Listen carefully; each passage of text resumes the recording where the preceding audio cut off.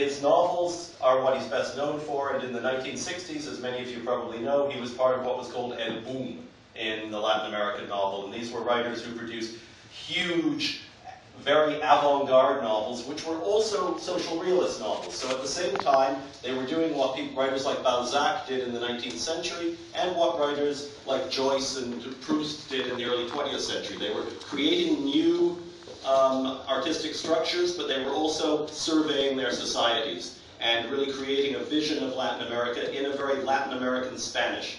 And part of what the boom did was it took the spoken language of Latin America and made it into a written language. So you didn't have to rely on the Real Academia de Madrid and all that. Also during the 1960s, as part of the boom, most of the writers who were involved in the boom were supporters of the Cuban Revolution.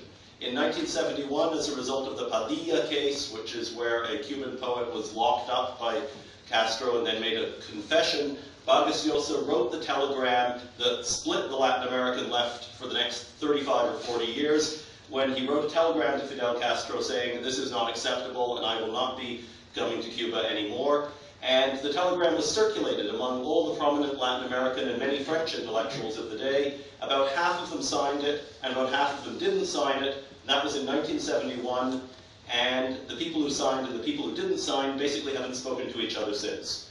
So among very famous writers in Latin America, Vargas Llosa signed and Carlos Fuentes signed. Garcia Marquez refused to sign, Julio Cortázar refused to sign, and that division is still there today. Among those who are still alive from that generation, and also among the subsequent generations. As a result of his loss of faith in the Cuban Revolution, Vargas Llosa drifted into a very ironic mode, where he didn't really believe in anything, and he began writing comedies. So in the 1970s, you have novels like Aunt Julia and the Scriptwriter, La Tía Julia el Escribidor. By 1980, he was living in London, and he began to notice a certain Dama de Hierro, who was taking power in England, Margaret Thatcher. I'm kidding. Margaret Thatcher. And he began reading liberal philosophers, and he decided that the answer to his ideological dead end was liberalism. Liberalism in the sense of free markets, individual freedom. And he wrote a huge novel illustrating this, which is set in 19th century Brazil, called The War of the End of the World. La guerra del fin del mundo. Sí. And after this, he became more and more involved in liberal politics, and as most of you probably know, he ran for president of Peru on a kind of neoliberal Thatcherite platform in 1990 and lost to Alberto Fujimori. So his writing from about 1980 to 2000 is probably the weakest period of his career in literary terms. He wrote a lot of novels, but many of them are quite self-involved. He often appears in the novel as an autobiographical character, and many people felt that his best work was behind him. All of this changed in the year 2000 when he stopped writing novels about himself and once again began focusing on the world.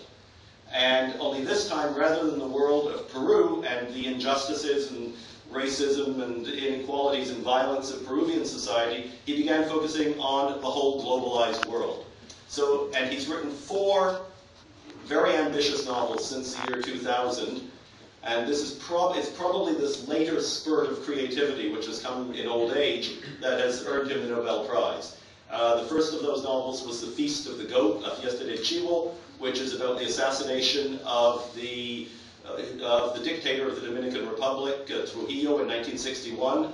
The second one is a very interesting long novel about the painter Paul Gauguin and his Peruvian grandmother, Flora Tristan, who was a pioneering feminist in the 19th century France. A Peruvian woman who went to France and became a feminist and ran a kind of socialist political party. What's the name of that one? That one is called, in English it's called The Way to Paradise, in Spanish it's El Paraíso en la otra esquina. And then the third one is a kind of comic novel called The Bad Girl in English, which is a terrible translation. The Spanish is Travesuras de la Niña Mala. And it's a kind of comic novel which is set in the whole globalized world and moves from Paris to Peru to Tokyo. And his most recent novel is called El Sueño del Celta, which is a novel about the dream of the Celt. That's not yet out in English, but it will be soon. very ambiguous novel about a man, sort of the first British colonial administrator who realized that colonialism was not a good thing. He was a colonial administrator in Africa, in the Congo, in the 19th century, and he thought he was bringing progress to the natives, and then little by little he began realizing there were a lot of things wrong with the colonial enterprise, and that this involved oppressing people and exploiting them and taking away their culture and so on. And then he began to realize that he was actually Irish, and that the English had also exploited, colonized, etc., his own country, and he actually died being executed by the British as an Irish nationalist.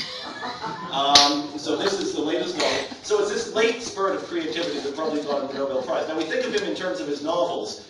The plays have always been there. Vargas Llosa was born to a sort of middle-class woman who was abandoned by her husband when he was 6 months old. He was brought up first in Bolivia, and then later in the desert in northern Peru, where La Chunga is set. And he was told from childhood that his father was dead. When he was 10, his father reappeared, kidnapped him, and took him to Lima. And his mother followed, and they tried to set up a family, and then the father found that this little boy liked to write poetry, and that he had spent all his time around women, and that he was kind of effeminate, so he sent him to the military academy. And in the this is probably the best thing he ever did for him, because they were living in Miraflores, which was a kind of white island in Lima. It still is kind of a white island, but it was even more so then. And in those days, now you go to Lima and all of Peru is in Lima, because everybody's come down from the mountains, as in every city in the Americas, even in Canada, and moved into the city. But in those days, Lima was much more of a society of middle-class people, people with more European ancestry, and so on.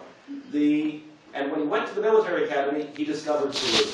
Because in the military academy, there were people from the mountains, there were indigenous people, there were black people, there were poor people, and he also had a terrible outrage against this father who had sent him to this horrible place, and it's that rage for injustice, or against injustice, that actually got him writing. Now, where does La Chunga come in? Where does the North come in? Well, he eventually escaped from the military academy and went back to the north of Peru, the desert, where he had lived as an early childhood, and his favorite uncle agreed to take him in and let him finish secondary school in the northern desert. So this always became a place of escape for him, the northern desert of Peru. And while he was there, at the age of 15, he wrote a play called La Huida del Inca, the flight of the Inca, the escape of the Inca, which won a prize, and at the age of 15, he was able to tour it all through Spain with a prize that he won. So his early creativity as a playwright actually goes back to the age of 15, before he was writing novels. He started writing plays again in the early 1980s, and his plays are not as well known as his novels, but I think they come from very deep sources in his psyche. They're often about the act of creativity, and they're often about his family. This play is actually based on characters who appear in one of his best-known novels, La Casa Verde, The Green House, and it's probably set a little bit before that starts. So I hope that sets it up for you, and I'm looking forward to hearing our actors read the play. Thanks very much. Thank you.